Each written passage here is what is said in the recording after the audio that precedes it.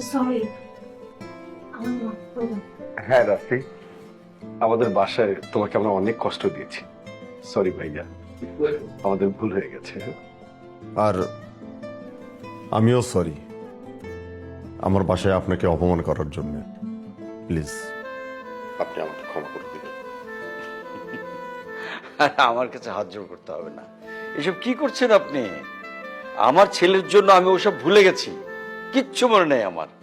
আপনি বরঞ্চ মা কাছে এসো, এসো এসো, তোমরা সামনে এসো, ওদের দুজনের হাতগুলো এক করে দেন।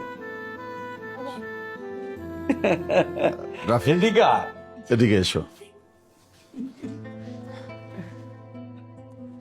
আয়। দেখি মা তোর হাতটা, দেখি বাবা। আলহামদুলিল্লাহ। অনিকা চট করে